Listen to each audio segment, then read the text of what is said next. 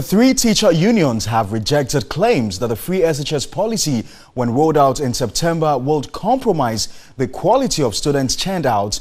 Although Gov't and the Coalition of Concerned Teachers have lauded the policy, they were quick to ask government to be prompt in releasing subventions to schools. The three teacher unions, the Ghana National Association of Teachers, the National Association of Graduate Teachers, and the Coalition of Concerned Teachers, have expressed support for the free education policy. NAT is asking government to indicate how much would be accrued from the petroleum revenue to help roll out the policy in September this year.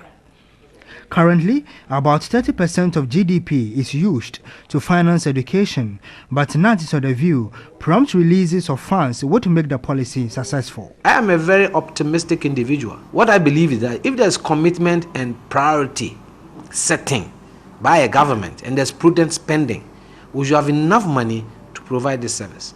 The General Secretary, David Ofere-Champon, however, rejected claims that the free SHS would compromise quality of students churned out.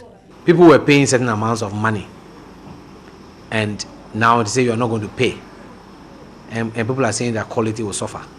Presently, we have a Northern Scholarship operating in the three northern regions of Ghana.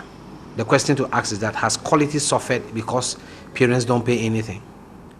We must be very scientific in the kind of arguments we make out there. Vice President of Gov't, Angel Carboni, also supported NAT's decision for government to be prompt in releasing subventions to schools. That's because resources that have to be sent to the basic schools by government, and also the timeous sending of those resources to the schools, is absent. Hence, we have the situation that we have in the basic schools. He also charged government to explain to parents whether they would bear portions of the amount when the policy is rolled out.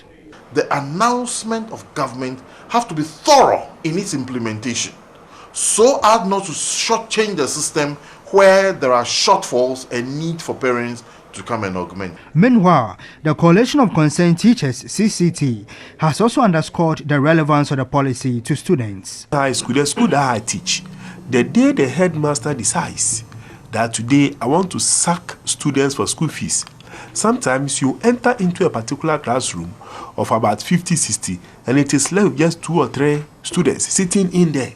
At the time that they were sacked for fees comes in the examinations, it means that they wouldn't be able to answer and they will fail the exams. What's the quality there? National President King Ali Audu charged heads of institutions not to underdeclare the number of vacancies in their schools to undermine postings. Head teachers that will rather overdeclare, that is where the problem will rather come. Somebody can decide that maybe I have 1,000 students in my school, let me declare that I have 1,100 students, so that the additional funds of the 100 that will come, I'll pocket it. In that case, if you are arrested and found guilty, of course the law must deal with you.